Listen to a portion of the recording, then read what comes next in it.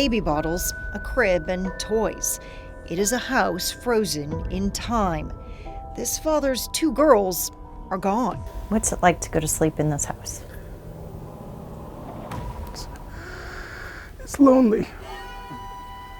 Not even Matt Hernandez's wife, Tuckey, is living here. In fact, these parents haven't been together with their children in nearly 10 months. Why? Our bond conditions don't allow us to have contact with each other. Bond conditions, as in criminal charges, and not just against him, against his wife as well. 2 counts of first-degree child abuse and 2 counts of aggravated assault.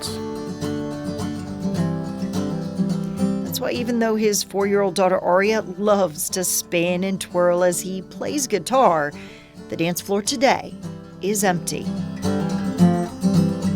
You know, we love these girls so much. You want mom, you want my mom, you want my mom. And the state has just, from day one, seemed to be set on ripping us apart. It started when Tuckey noticed Emma had a swollen leg. They took her to their pediatrician, who referred them to Children's Healthcare of Atlanta. We did nothing to hide anything. It was there they also showed doctors a picture of a reddish spot found earlier behind the newborn's ear. They answered questions without hesitation, unaware they were talking to a child abuse pediatrician, or CAP, who already suspected abuse after seeing Emma's x-rays. It was some healed ribs and some fractures on her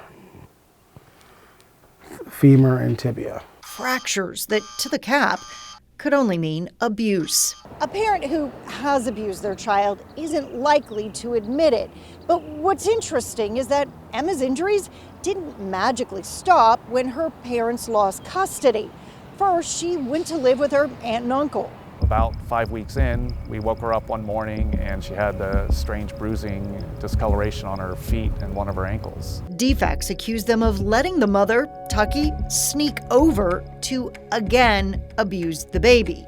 No, we completely have been doing everything by the book. Still, the girls were removed, but the marks kept showing up in her foster home and daycare. Jonathan and Jennifer Williams started raising their own questions about Emma's health when DFACS asked them to watch the girls for a few days. So I was concerned about some of the physical things of Emma, just how she held herself. Her little skull seemed kind of sunken into me. They told the juvenile court judge they believed Emma had an undiagnosed health problem and were shocked by the testimony defending DFACS's decision to instead put the girls in state custody for abuse.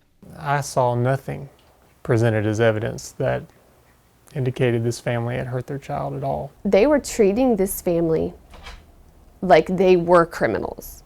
They were treating them with zero respect. The state no longer uses the Williams to care for foster children. Almost a year later, Emma's new caregiver says something is still not right. Because she's under DFACS's care, she's under Medicaid, so we kind of have to follow these guidelines. But I'm like, can I take her to, a different doctor myself? I'll pay for it. Like, we need to figure this out because it's bothering me. Because I want to be able to fix whatever's going on in her situation. Court records show no one disputes the x-rays reveal injuries to Emma's bones, that Tuckey's vitamin D levels were low during pregnancy, or that Emma's levels were low when she came into the hospital. But doctors do disagree on the cause of those fractures and the impact of that vitamin D deficiency. It seems like entire cases hinge on just one child abuse pediatrician saying this is abuse. And his word, that is just opinion sometimes, doesn't even have hard evidence, is enough to carry it all the way through prosecution. Doctors have figured out why she gets those bruise-like marks, and it has nothing to do with abuse.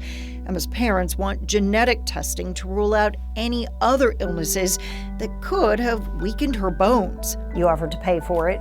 Offered to pay for it. 6 months after the girls were removed, the court agreed to the testing, but it is a process that can take months. Meanwhile, this family functions in fragments. Each week, a few hours. Supervised visits, first with mom and later with dad. To keep my wife and I, who have been married since 2012, separated for so long is just cruel. To know that they're tormenting a 4-year-old child and just to continue to push through it is just cruel.